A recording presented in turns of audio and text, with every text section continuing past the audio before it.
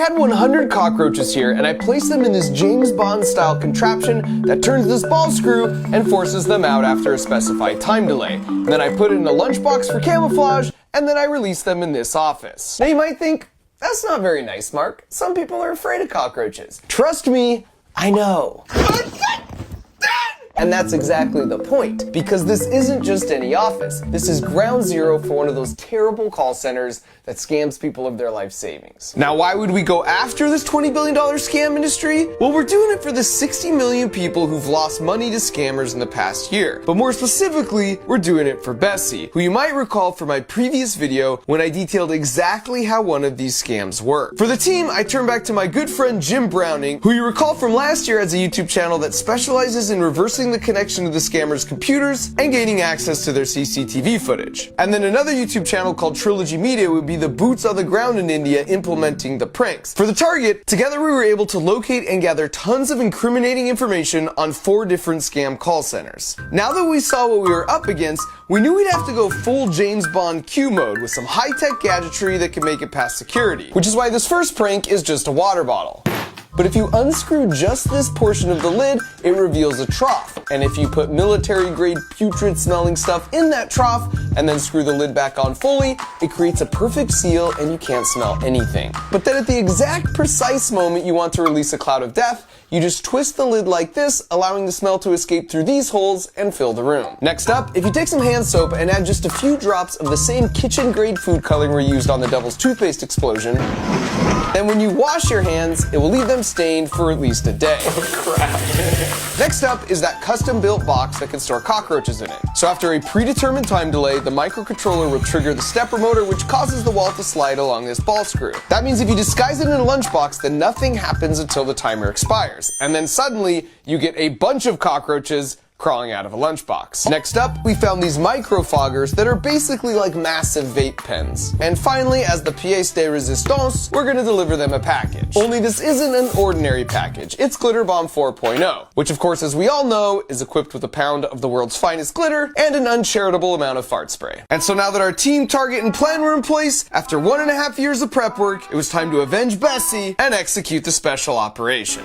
Step 1 was getting the Trilogy Media guys all the way over to India. This is a good time to point out that the real people of India were just so freaking lovely. It's true that nearly every scam call you get originates from that country, but everyone in India hates these scammers too. They are a tiny, tiny fraction of the total population, and no one wants to be defined by the worst in their midst. Most people we interacted with there had hearts more like Johnny, who's an honorary member of the team and a reformed scammer who's made it his life's mission to do whatever he can to take these guys down, even if that means working some back channels to get our hands on 100 cockroaches. We decided the first call center we'd hit would be Anch, and we were feeling optimistic about our chances, and that's exactly when our special operation received its first major blow. So apparently there's this WhatsApp group that 55,000 scammers all across India belong to, so the different scam call centers can communicate with each other. And because Johnny was still a member of this group from his former days, he saw this message pop up. 2 of us in the town of Kolkata have seen cuss word Trilogy people. Might be they are working with the FBI, so I request all of our brothers to have an eye in Salt Lake, so whenever you see them, you shoot them. So we decided moving forward, Art and Ashton wouldn't step a foot outside their hotel room, but this is where we had a stroke of luck, because the last minute, Johnny thought to have another one of his reformed scammer friends apply for a job. And because he had so much experience on his resume, they hired him on the spot and gave him a more highly trusted role, which meant he could be the one to smuggle in all our gadgets. And so now without further ado, we kicked things off with the stink bomb water bottle. And while that was marinating, he went to the bathroom and dropped off the hand soap, and it didn't take long for us to get our first hit on the smell. What was great though is they all kind of covered their noses subtly in silence, so the people next to them wouldn't feel accused. Well, for the most part. Then a few minutes later, we had our first bathroom customer as he comes out trying to figure out what the heck just happened. And then a few moments later, the first boxes must have triggered because this guy notices a cockroach and nopes his way out of there.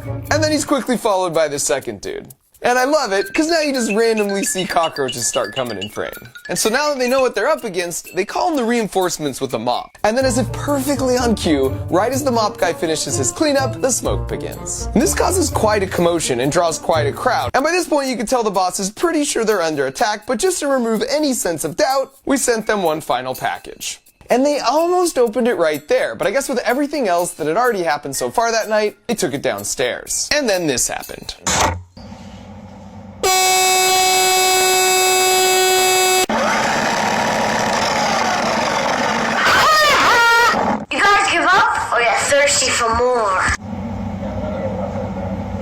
Yeah, in fact, there's 4 of them, and they're uploading this footage to the cloud.